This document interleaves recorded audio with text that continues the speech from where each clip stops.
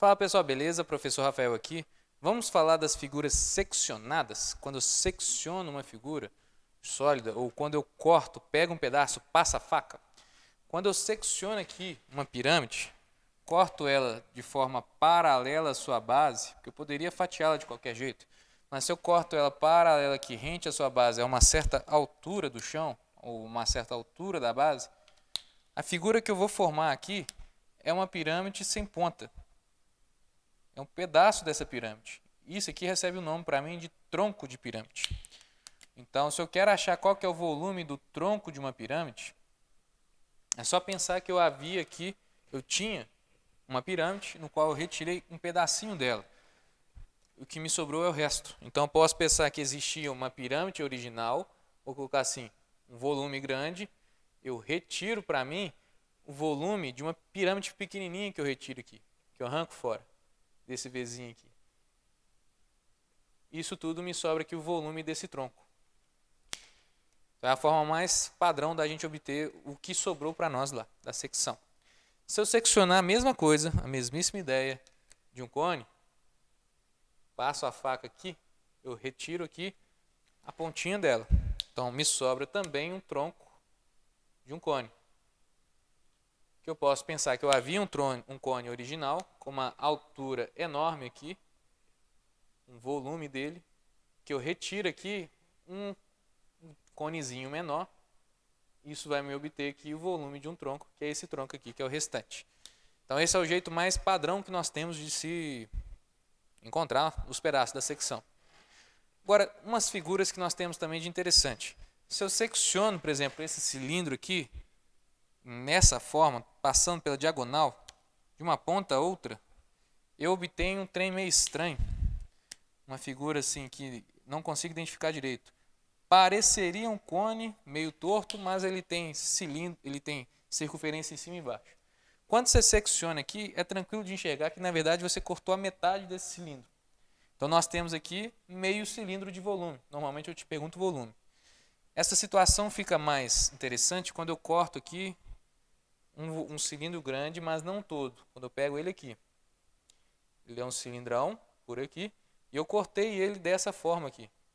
Então eu obtive um pouco maior aqui.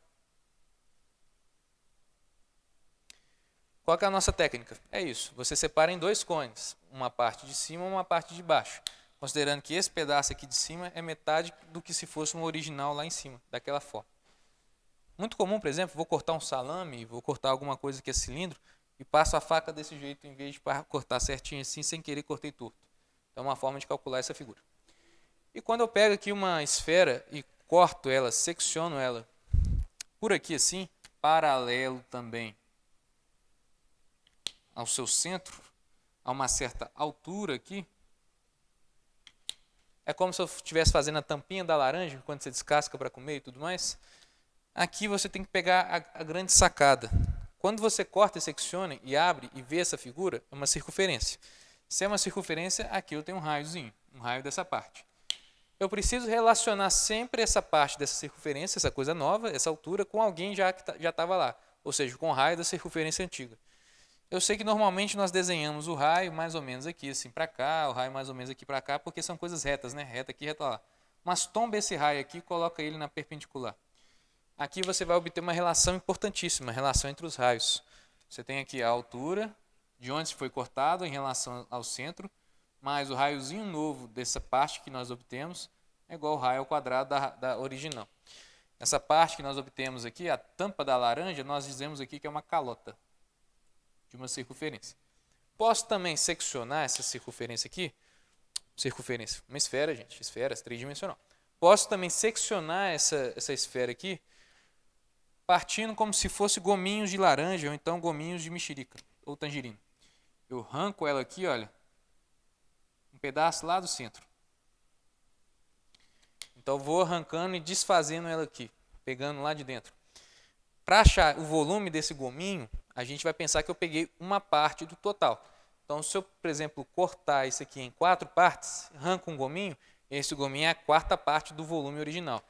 Vai tudo ser proporcional ao ângulo lá do centro, ao ângulo original. Então vamos supor que eu tenho um ângulo de 120 graus, 120 é a terça parte de 360, que é uma volta completa. Então, se eu seccionar isso aqui em 3 partes, eu vou ter uma abertura desse gominho de 120 graus. Então, ele vai me dizer qual que é a proporção. Então, se eu seccionasse lá e pegasse esse gominho, eu teria, por exemplo, um ângulo de 60 graus, é como se eu tivesse a sexta parte de 360. Então, teriam 6 gominhos aqui de 60 graus. Então, ela é a sexta parte do volume original. E assim que eu obteria esse volume. Volume que eu chamo desse objeto de cunha. Cunha de uma esfera. Tudo bem? Então, é assim que a gente calcula o volume dessas partes seccionadas. Até a próxima, galera.